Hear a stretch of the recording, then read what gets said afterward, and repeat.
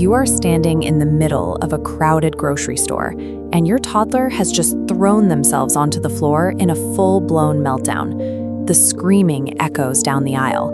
People are staring, and you can feel your own heart rate spiking. In that high-stress moment, parenting feels a lot like trying to navigate a car through gridlocked traffic with no brakes.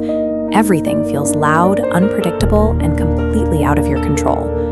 When faced with that kind of chaos, we usually reach for one of three instinctual reactions. We might use fear to force our kids to comply, or we might completely surrender to their demands just to buy some peace and quiet. But there is a third option, acting as a skilled, calm instructor. How we choose to respond in these moments shapes the way a child learns to handle stress for the rest of their life. Our reaction builds the foundation for their emotional resilience. Let's look at that first instinct. The authoritarian approach relies on power and fear to shut down a child's behavior immediately. It's the classic "because I said so" method, demanding unquestioning obedience. This tactic often buys you short-term silence, but it comes with a steep cost. Children raised this way tend to build up anxiety and resentment. They learn to follow the rules only when someone is watching them, rather than developing their own internal sense of right and wrong. On the total opposite end of the spectrum is the permissive approach. This is where parents offer endless love and affection, but refuse to establish clear behavioral boundaries. If authoritarian parenting is driving with the brakes locked, permissive parenting is driving without a steering wheel. Without those boundaries, kids never learn how to manage being told no. They grow up expecting the world to cater to their desires, leaving them ill-equipped to handle real-world challenges when things don't go their way.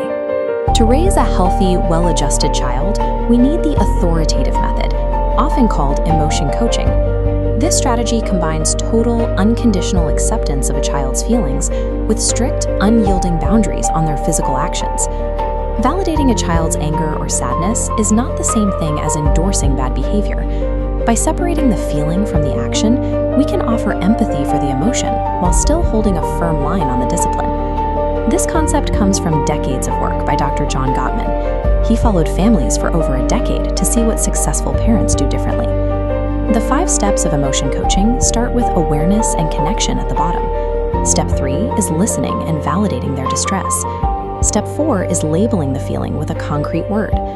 Finally, Step 5 establishes behavioral limits, but only after the emotion is named. By walking through these 5 steps, you take a chaotic meltdown and transform it into a structured, collaborative exercise in learning how to stay calm. Giving an emotion a concrete word powerfully affects the brain, signaling the internal alarm system to settle down. Once this emotional storm passes, the logical brain comes back online, allowing the child to accept rigid behavioral boundaries without the instinct to fight. Let's apply this to a real scenario. Imagine your child is playing and accidentally breaks a fragile, forbidden object. Immediately, fear and frustration boil over, and a massive meltdown begins. Your dual response goes like this. First, you get down on their level and validate their shock and sadness about the broken toy. You start by giving that feeling a clear name. Then, you firmly enforce the consequence. The mess must be cleaned up, and the rule against touching fragile things must be respected. It is almost impossible for a child to listen to logic while their brain is in a state of emotional panic. You have to address the feelings first, before they are physically capable of following the rules. If executing all of this perfectly sounds exhausting, take a deep breath.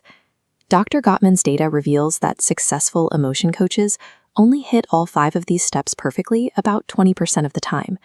You do not need to be perfect to succeed. Even with that margin of error, the results are remarkable. They calm down faster, get sick less often, and build stronger social skills. It all comes back to one simple rule. Every single emotion is permitted and respected, but actions and behaviors are strictly regulated. When you step into the role of the emotion coach, you find a way through the immediate traffic jams, and you build a resilient adult. You give them the tools to navigate the storms of life on their own.